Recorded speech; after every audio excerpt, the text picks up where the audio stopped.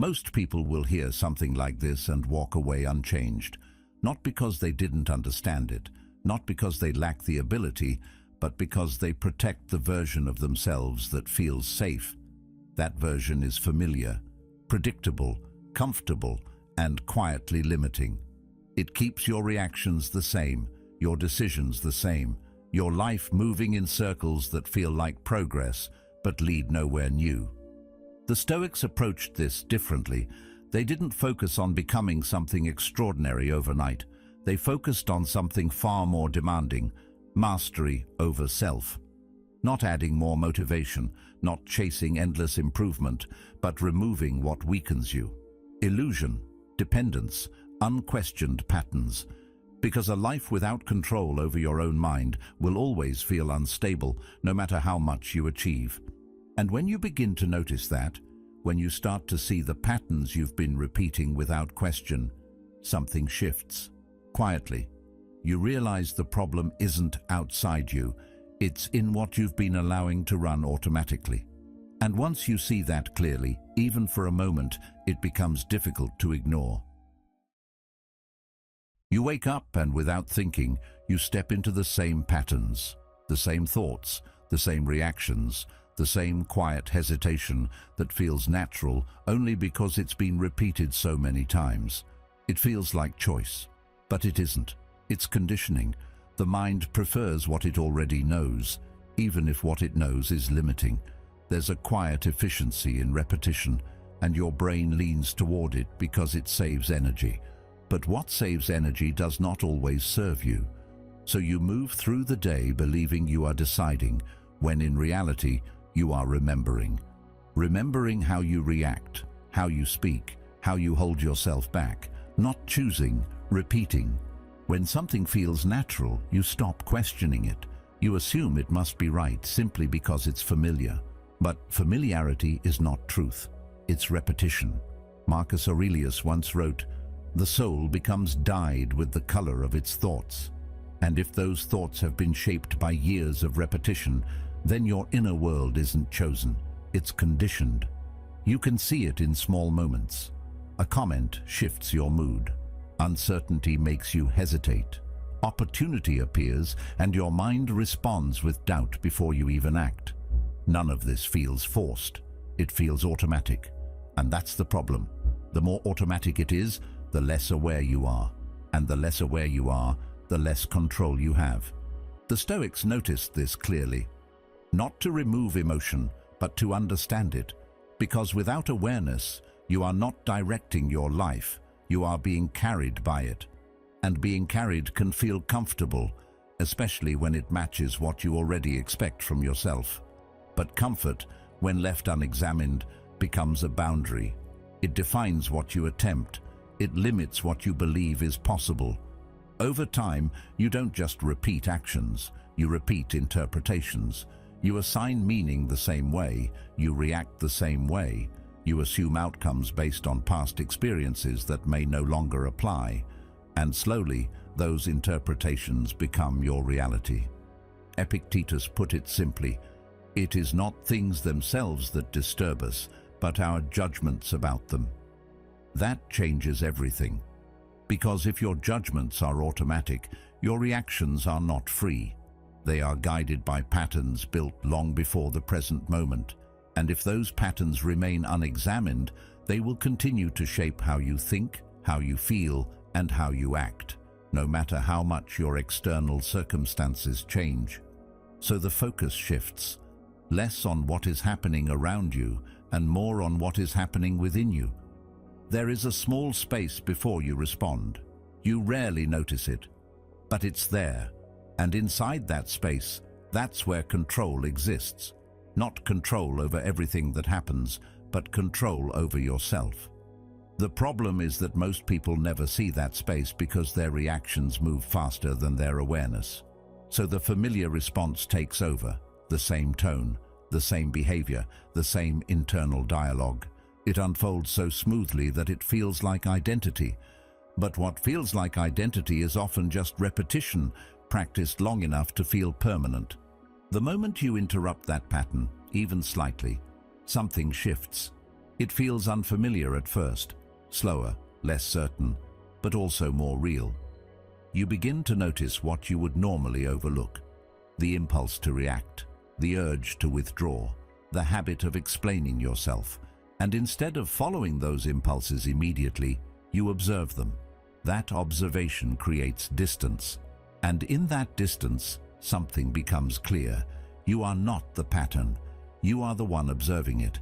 And once you see that, even briefly, you are no longer fully controlled by it. If this way of thinking speaks to you, stay close to it. Not for motivation, but for clarity.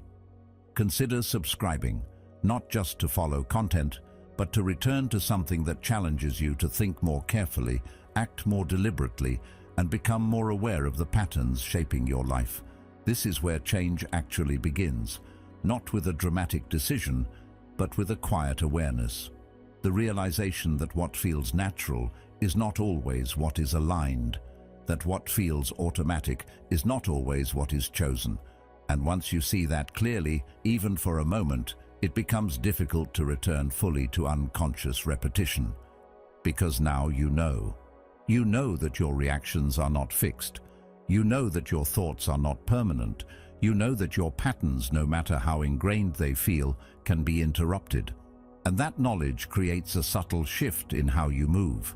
Not outwardly at first, but internally. You begin to pause more, to observe more, to question what you once accepted without thought. And slowly, without force, the cycle begins to loosen. And if your life is built on patterns you didn't consciously choose, then what exactly are you defending when you say, "This is just who I am"? That phrase feels honest, almost grounded, but more often than not, it becomes a quiet shield. It protects habits that have gone unexamined for years. It keeps behavior in place by giving it a name that feels permanent. The moment something is labeled as identity, it becomes harder to question and even harder to change. But identity, when looked at closely, is rarely something solid. It is a collection of repeated decisions, reinforced over time, until they begin to feel automatic. And what feels automatic begins to feel true. There is a subtle comfort in believing that who you are is fixed. It removes responsibility. It explains away hesitation. It justifies limitations without requiring you to confront them. But that comfort comes at a cost, because if you accept your current patterns as permanent, you also accept the outcomes they produce. You accept the same results, the same frustrations, the same internal conflicts. Seneca once wrote, "We suffer more often in imagination than in reality." And part of that suffering comes from the stories we tell ourselves about who we are. Stories that feel real, but are often built on assumptions that were never tested. When you say, "This is just who I am," what you are often saying is, "This is what I have practiced the most." You have practiced reacting a certain way. You have practiced thinking a certain way. You have practiced avoiding certain actions and repeating others. Over time, that practice becomes second nature. But second nature is not the same as true nature. It is simply familiar. And familiarity has a way of convincing you that change is unnatural, when in reality, it is just unfamiliar. The Stoics approached this differently. They did not see character as something to uncover, but something to build. Not something hidden deep inside you, waiting to be discovered, but something formed through consistent, deliberate action. This shifts the entire perspective, because if character is built, then it is also adjustable. It can be refined, strengthened, redirected, but only if you are willing to question what you have been repeating without awareness. That questioning requires honesty, and honesty is rarely comfortable. It means noticing the moments where you default instead of decide. The moments where you hesitate not because you must, but because you are used to it. The moments where you tell yourself a familiar story instead of examining whether it still holds any truth. These moments are easy to ignore because they feel small, but they are not. They are the foundation of everything that follows. Carl Jung expressed this idea with clarity when he said, Until you make the unconscious conscious, it will direct your life, and you will call it fate. That line cuts through the illusion completely, because once you recognize that your patterns are not random, that they are not inevitable, but learned and repeated, the sense of inevitability begins to disappear. What once felt like fate starts to look like habit, and habits, unlike fate, can be changed. But change does not begin with force.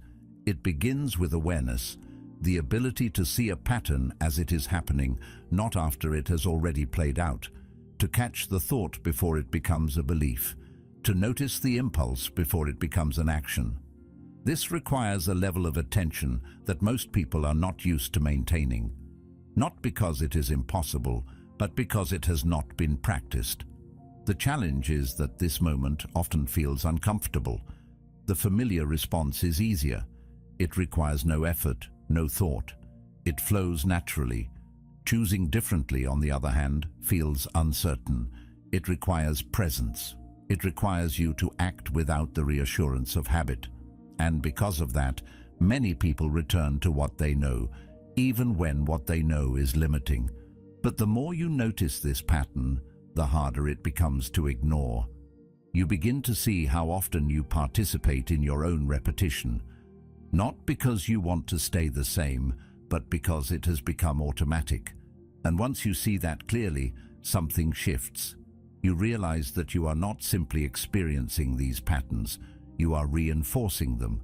This realization is not meant to create guilt, it is meant to create clarity, because when you see your role in maintaining a pattern, you also see your ability to interrupt it.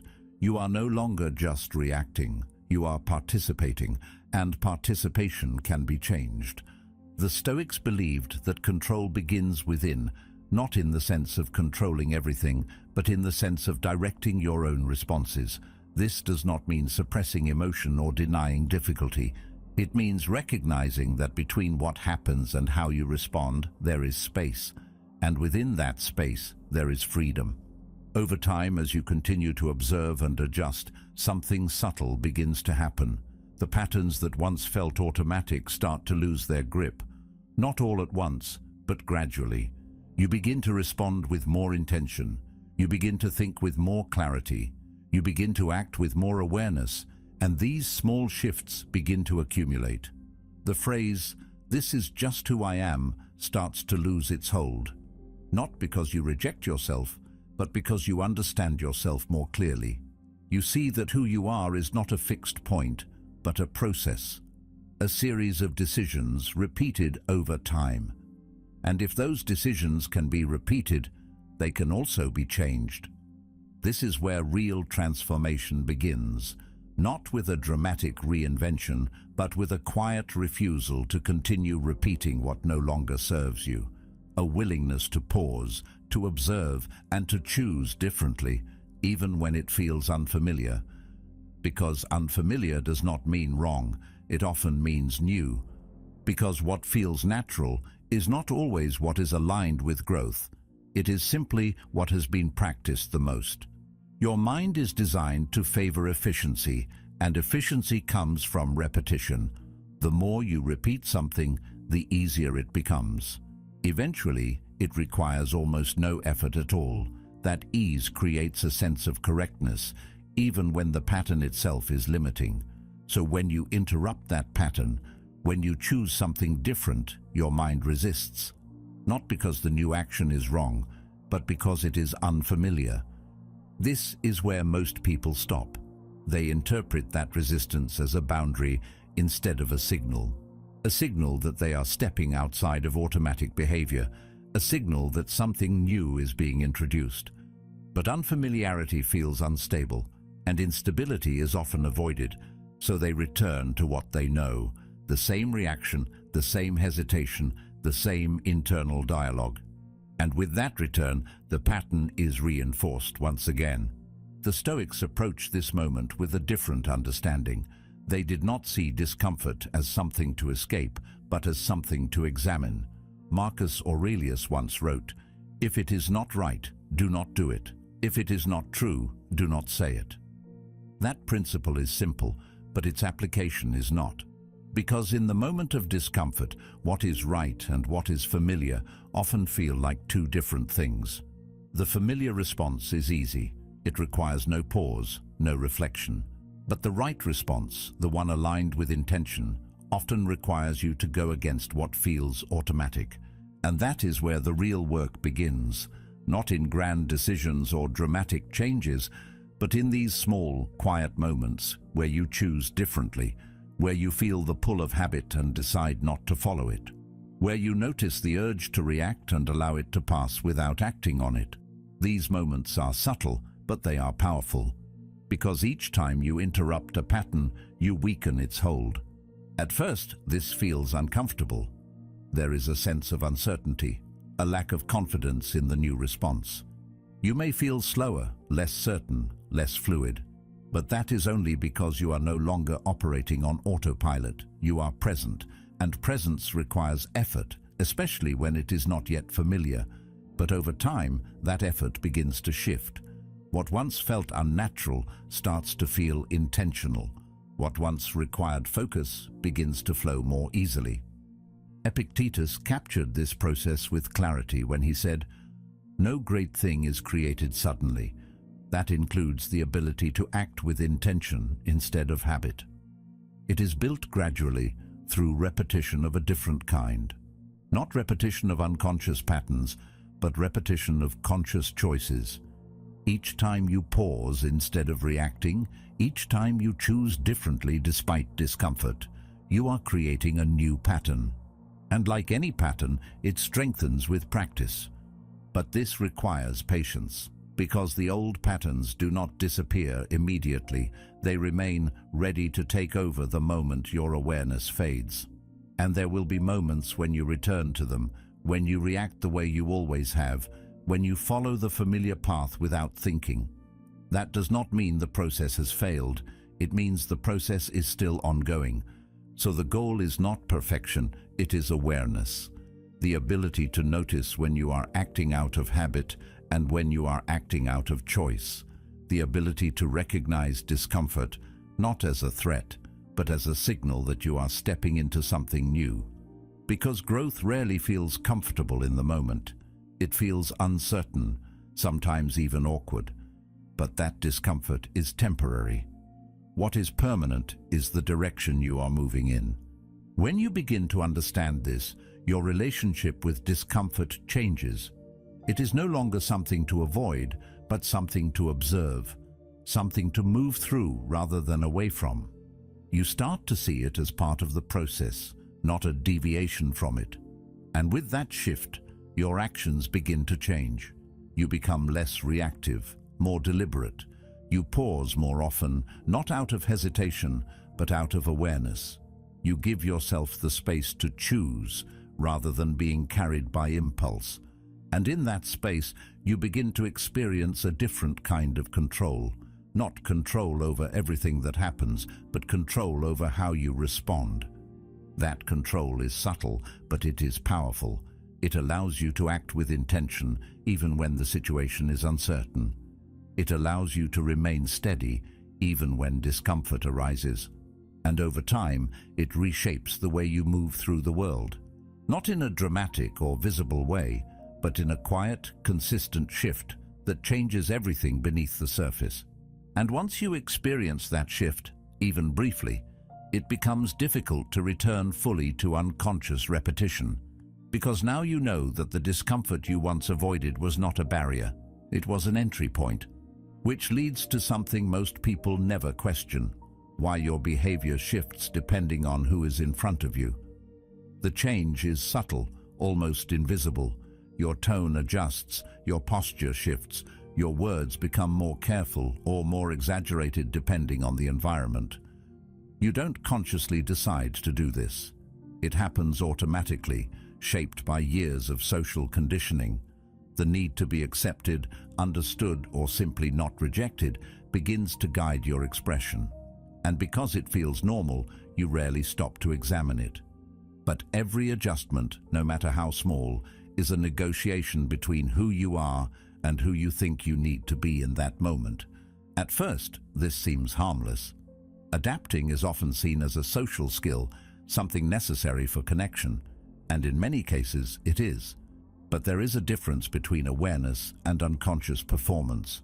When adaptation becomes automatic, it starts to override intention. You begin to say things you don't fully mean, hold back thoughts that might be valuable, or present a version of yourself that feels easier for others to accept. Over time, this creates a quiet fragmentation. You become slightly different in each environment, adjusting just enough to maintain comfort, but not enough to remain fully aligned. This is where control begins to slip, not in a dramatic way, but in a gradual one. Because the more your behavior is shaped by external expectations, the less it is guided by internal clarity. You start to rely on cues from others to determine how you should act, what you should say, and even how you should feel. And without realizing it, your sense of self becomes flexible in a way that weakens it. Not because flexibility itself is a problem, but because it is no longer directed by choice. It is directed by circumstance. The Stoics paid close attention to this. They valued consistency, not as a rigid rule, but as a reflection of inner alignment. A person who is guided by clear principles does not need to adjust their core behavior depending on who is present. They may express themselves differently in different situations, but the foundation remains the same. Seneca once wrote, "No man was ever wise by chance." Wisdom in this sense is not accidental.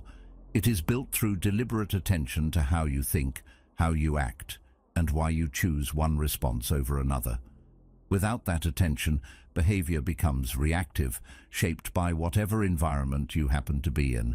There is a subtle pressure in every interaction. It is not spoken, but it is felt. Expectations form quickly. People categorize, interpret, and respond based on what they perceive. And in response to that, you adjust. You become slightly more agreeable, slightly more reserved, slightly more expressive, whatever fits the moment. But each adjustment, when done without awareness, reinforces the idea that your behavior should be shaped by external feedback rather than internal direction. Over time, this creates a pattern. You begin to anticipate how others expect you to act, and you meet that expectation before it is even expressed. It feels smooth, almost efficient, but it comes at a cost. Because the more predictable you become, the easier it is for others to understand you, and the easier it is to influence you. Not necessarily in a manipulative way, but in a subtle one. Your reactions become expected, your responses become familiar. And familiarity, while comfortable, reduces your ability to act freely. Carl Jung touched on this dynamic when he said, "The privilege of a lifetime is to become who you truly are." That idea is often misunderstood. It does not mean uncovering a fixed identity hidden beneath layers of experience. It means moving toward a state where your actions are aligned with your awareness, rather than shaped by unconscious patterns or external pressure. But that movement requires you to notice where you are performing instead of expressing. Performance is not always obvious. It does not always feel artificial. In fact, it often feels natural because it has been practiced for so long. But there is a difference between what feels natural and what is chosen. The more you observe your behavior in different environments, the more you begin to see the shifts. The slight changes in tone, the adjustments in language, the hesitation before speaking certain thoughts. These are small signals, but they point to something deeper. The question is not whether you should adapt at all. Adaptation, when done consciously, can be useful. The question is whether that adaptation is guided by intention or driven by the need for acceptance. Because when acceptance becomes the priority, clarity begins to fade. You start to filter yourself, not based on what is true or necessary, but based on what is likely to be received well. And in doing so, you move further away from consistency. Consistency, in the Stoic sense, is not about being the same in every situation in a rigid way. It is about maintaining alignment with your principles regardless of the situation. It is about knowing what you value and allowing that to guide your behavior, rather than adjusting those values to fit the moment. This kind of consistency creates stability, not just in how others perceive you, but in how you experience yourself. When you begin to shift in this direction, something changes. You feel less need to adjust unnecessarily. You speak more directly, not aggressively, but clearly. You act with more intention, not based on immediate feedback, but on what you have already decided matters. This does not always make interactions easier. In fact, it can create moments of discomfort, especially when others expect a certain version of you. But that discomfort is temporary. What remains is a stronger sense of control. And control, in this context, is not about dominating situations or influencing others. It is about maintaining alignment within yourself, the ability to act in a way that reflects your awareness rather than your conditioning, the ability to remain steady even when the environment changes. This kind of control is quiet, but it is powerful. Over time, as you continue to observe and adjust, the need to perform begins to fade. Not completely, but significantly. You become more consistent, not because you force it, but because you understand what guides you. And that understanding reduces the influence of external expectations. You are no longer reacting to what is around you. You are responding from within. This shift is not immediate. It develops gradually through repeated moments of awareness and deliberate choice. But once it begins, it changes how you move through every interaction. Not in a way that is obvious to others, but in a way that is clear to you. And that clarity becomes the foundation for everything that follows. The Stoics recognized this as one of the primary sources of internal instability, not because they believed goals or relationships should be avoided, but because they understood the risk of attaching your sense of control to things that are inherently unpredictable. Epictetus expressed this clearly when he said, "Make the best use of what is in your power, and take the rest as it happens."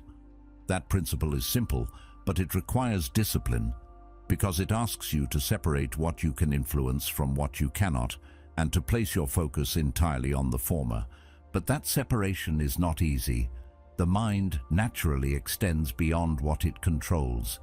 It anticipates, it expects, it imagines outcomes, and begins to emotionally invest in them before they occur. That investment creates a sense of ownership over results that have not yet happened. And when those results fail to align with expectation, the reaction is immediate.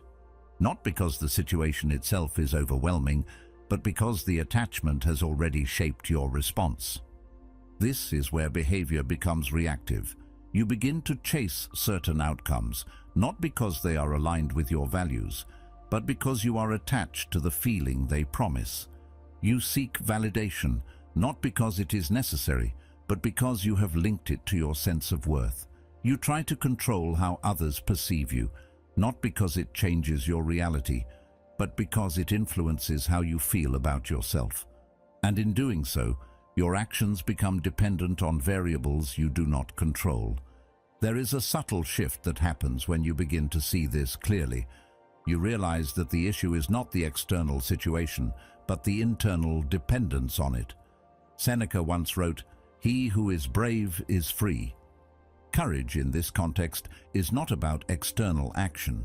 It is about internal independence, the ability to act without being controlled by the need for a specific outcome, the ability to remain steady even when things do not go as planned. This does not mean you stop caring. It means you change the way you care.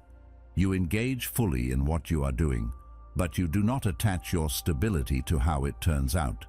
You put effort into your actions, but you do not measure your value based on the result. You speak clearly, but you do not depend on being understood in a particular way. This creates a different kind of presence, one that is not driven by need, but by intention. At first, this feels unfamiliar. There is a sense of letting go that can feel like losing control, even though it is the opposite. Because when you release attachment to outcomes, you are not becoming passive. You are becoming focused. Your attention is no longer divided between action and expectation. It is fully directed toward what you can influence in the moment, and that clarity improves the quality of your decisions. You begin to notice how much energy was previously spent on things that never fully belonged to you.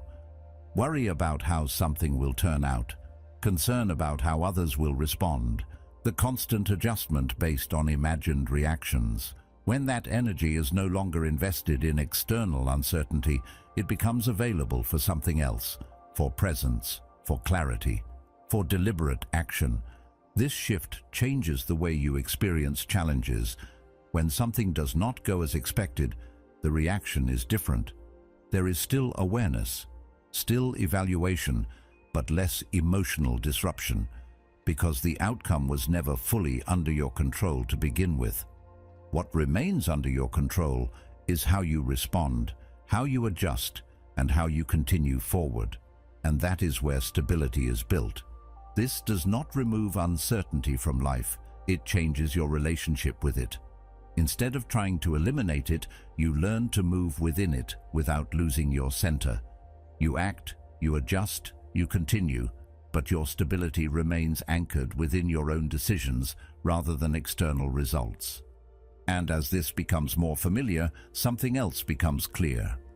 The need for constant validation begins to fade. Not because validation disappears, but because it no longer holds the same influence. It becomes information, not a requirement. You can receive it without depending on it. You can move without waiting for it. And that independence allows you to act with a level of clarity that was not available before. This is where intention replaces need, where action is guided by choice rather than expectation. And in that shift, much of the internal tension that once shaped your behavior begins to dissolve. Not completely, but significantly enough to change the way you move through every situation. So if your reactions are no longer automatic, and your stability is no longer tied to outcomes, something begins to change in the way you move through the world. It is not loud. It is not something others immediately notice, but internally there is a shift. You become quieter, not because you have less to say, but because you feel less need to say it. There is less urgency to explain yourself, less pressure to announce what you are about to do, less desire to turn every intention into words. And that quiet is not emptiness, it is control. At first, this can feel unfamiliar. You are used to filling space, used to expressing thoughts as they arise, used to clarifying your position so that others understand you. But as your awareness deepens, you begin to see how much of that expression was unnecessary, not harmful, but excessive. Words used to manage perception, to maintain connection, to seek acknowledgement. And once you see that clearly, something begins to fall away. You start to speak less, but with more precision. You begin to choose your words rather than release them automatically.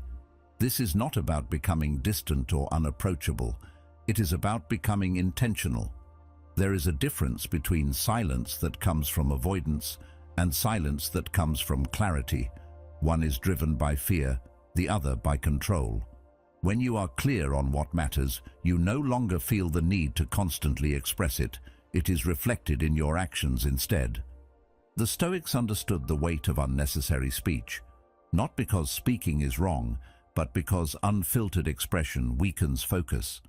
Epictetus once said, "Be mostly silent, or speak only what is necessary and in few words." That idea is not about restriction for its own sake. It is about preserving attention. Every word you speak directs energy. It shapes how others perceive you, but more importantly, it shapes how you experience yourself. The more you speak without intention, the more scattered that energy becomes. And when your energy is scattered, your direction becomes less clear. You begin to divide your focus between doing and explaining, between acting and presenting. You talk about what you plan to do, what you are thinking about doing, what you might do. And in that process, something subtle happens. The act of speaking creates a sense of progress, even when no action has been taken. It gives the illusion of movement without the substance of it. But when you begin to hold your intentions more quietly, something shifts. You remove that illusion. You no longer rely on words to create a sense of advancement. The only thing that produces that feeling is actual movement. And that changes your relationship with action. It becomes more direct, more grounded. You begin to build without needing to announce that you are building. This also changes how others interact with you. When you stop explaining every decision, stop revealing every thought, there is less for others to interpret, less for them to influence.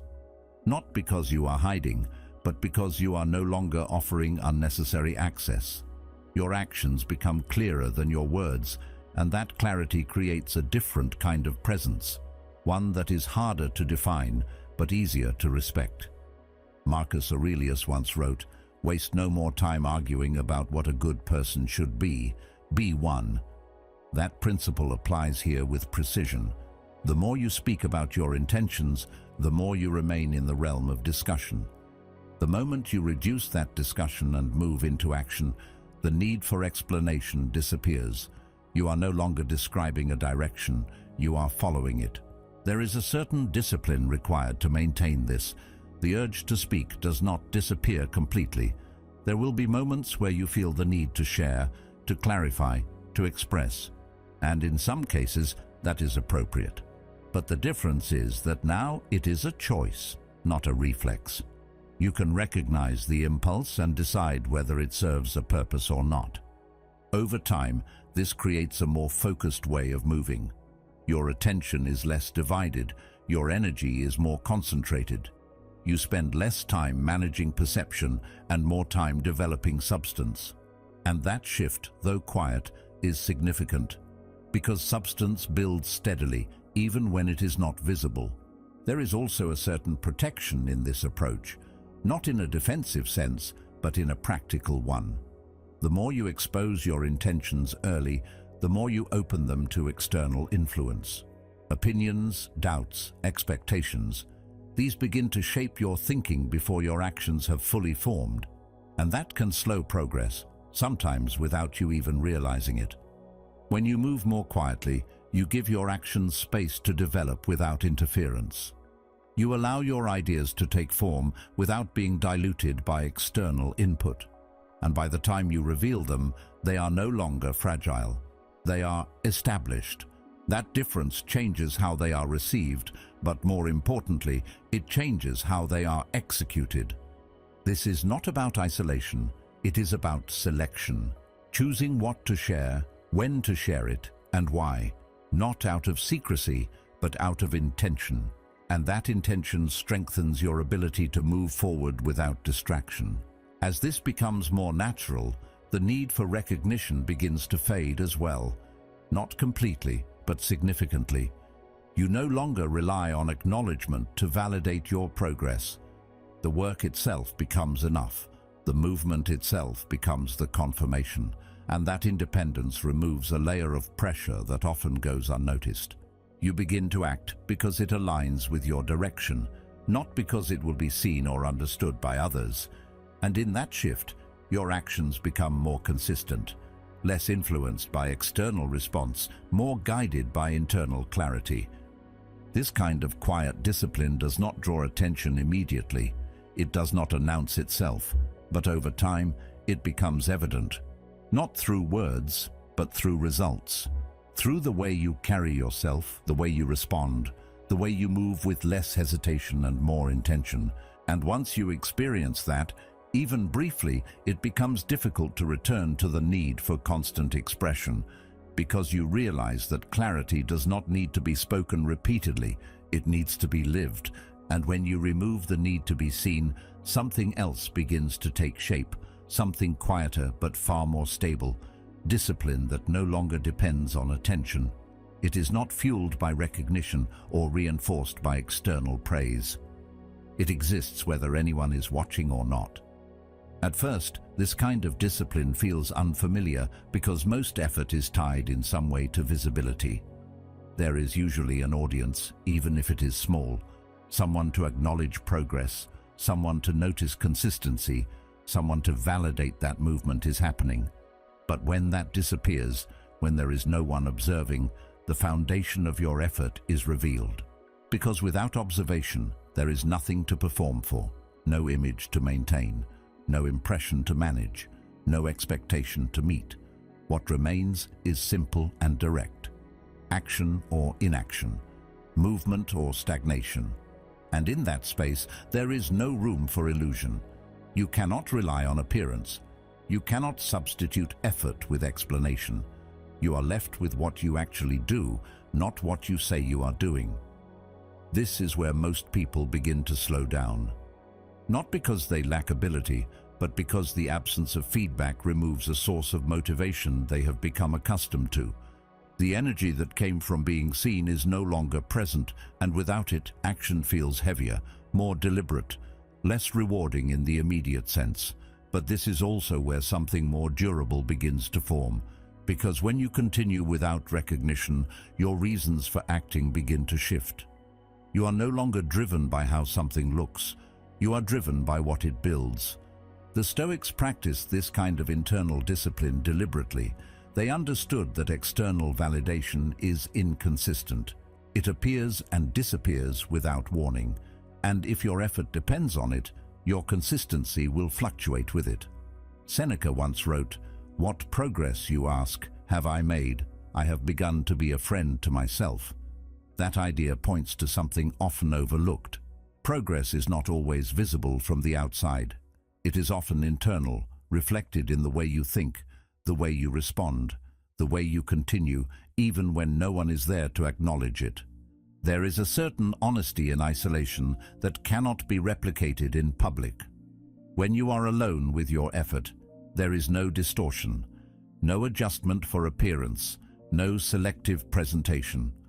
You see clearly what you are doing and what you are not. And that clarity, while sometimes uncomfortable, is necessary.